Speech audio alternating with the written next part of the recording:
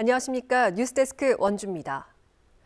원주시 반곡동에 추진되는 공공지원 민간 임대주택에 주민들도 모르는 사이 거주지가 편입돼 반발이 거셌는데요.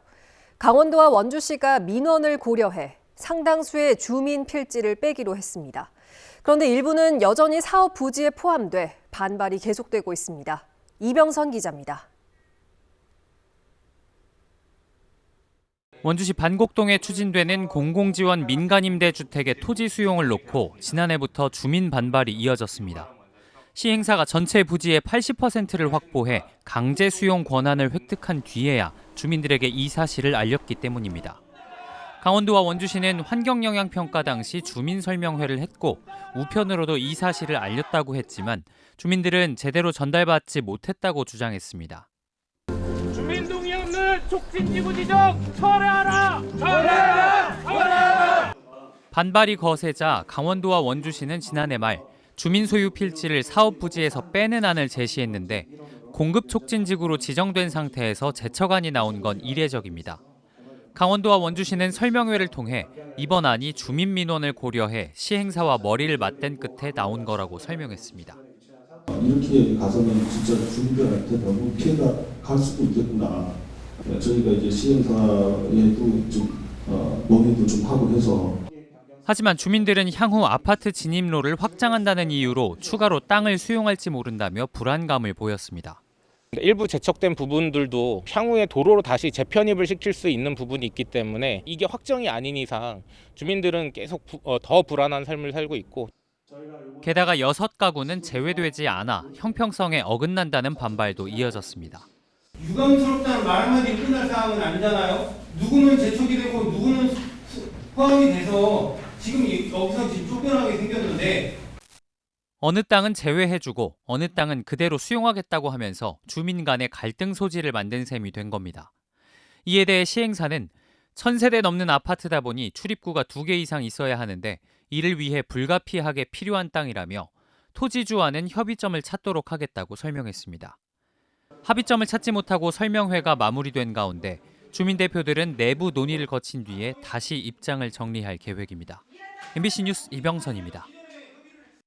강원대학교가 강릉 원주대와 최종 합의한 통합안으로 교육부에 신청서를 제출했습니다.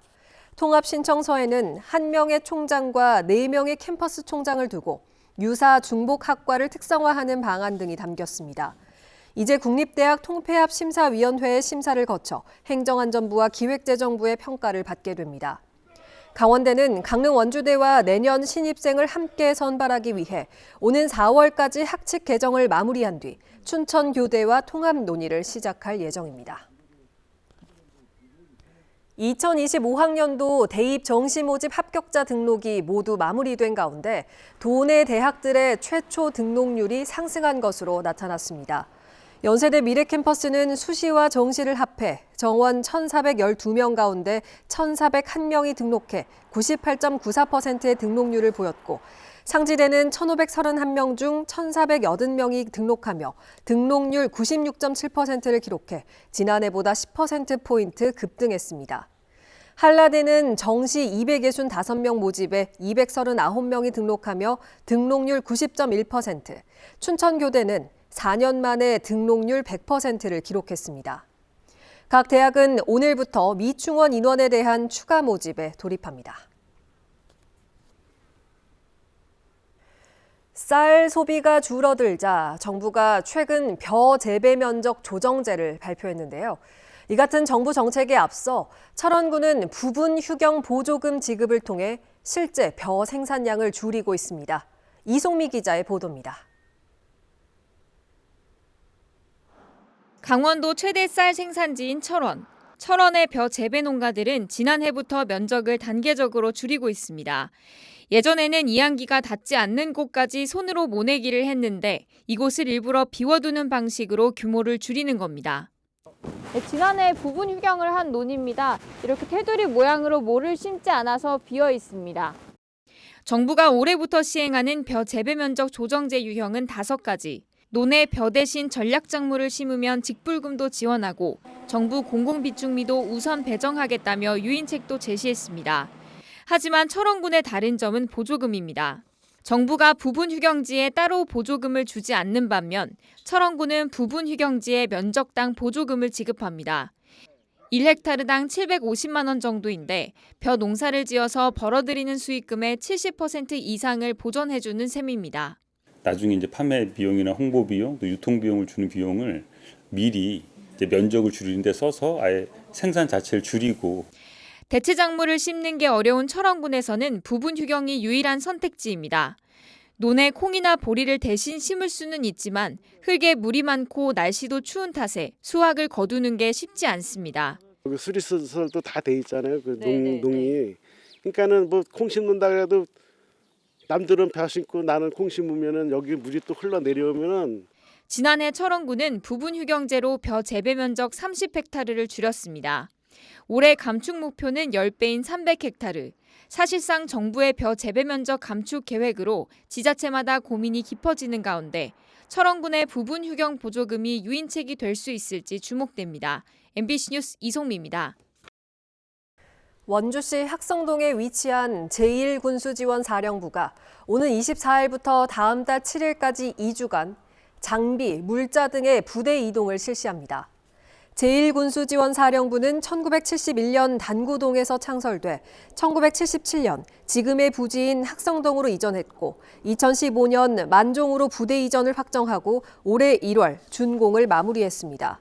제1군수지원사령부는 부대 이동 기간 차량, 장비 이동 등으로 지역 주민들의 불편이 있을 수 있다며 양해와 협조를 부탁드린다고 밝혔습니다. 장기 미제였던 2004년 영월 농민회 간사 살인 사건의 범인으로 지목돼 1심 재판에서 무기징역을 선고받은 60대 남성이 판결에 불복해 항소했습니다. 춘천지법 영월지원에 따르면 이 남성의 변호인은 오늘 항소장을 제출했고 이에 따라 2심 재판이 열리게 됐습니다. 남성은 사건 당시 신었던 샌들과 현장에 남겨진 족적이 일치한다는 감정 결과와 기존 알리바이를 뒤집는 통신 내역, 치적 문제로 인한 범행 동기 등이 인정돼 어제 열린 1심 재판에서 무기징역을 선고받았습니다. 평창군이 정부 부처와 협력을 강화하고 국비 확보 역량을 높이기 위해서 세종시에 사무소를 열었습니다. 평창군은 세종정부청사가 있는 세종시 어진동에 신규 사무소를 내고 정부 정책 파악, 군정 홍보, 상시 소통을 담당할 팀장급 인원도 배치했습니다. 평창군은 오는 10월에 열리는 2025 세계올림픽 도시연맹 총회 관련 지원, 국비 지원과 특별교부세 교부 등을 정부에 건의하는 등 세종에서의 본격적인 행보를 시작했습니다. 한편 서울 국회 인근에 있던 서울 사무소는 정리했습니다. 구급대원들이 환자를 병원에 이송한 뒤 돌아가는 길에 화물차 화재를 발견하고 진화해 피해를 막았습니다. 지난 18일 오후 8시 10분쯤 평창소방서 소속 김범준, 류태영, 신동석 구급대원들은 영동고속도로에서 화물차 화재를 발견하고 초기에 화재를 진화했습니다. 구급대원들은 화재가 완전히 진화된 이후 귀소했는데 신속하고 정확한 조치 덕분에 큰 화재를 막고 인명피해도 발생하지 않았습니다. 최근 1인 가구 급증에 따른 고독사가 증가하면서 시민들이 취약계층이나 무연고 사망자의 유품을 정리하는 봉사활동을 이어가고 있습니다. 고독사 이후 주거지가 유품과 폐기물로 방치되면서 악취 등 생활환경 악화를 예방하기 위해 지역 봉사단체와 장례복지문화원, 상지대 한방병원 등 기관들이 작년부터 자발적인 유품 정리 사업을 벌이고 있습니다. 지금까지 뉴스데스크 원주였습니다.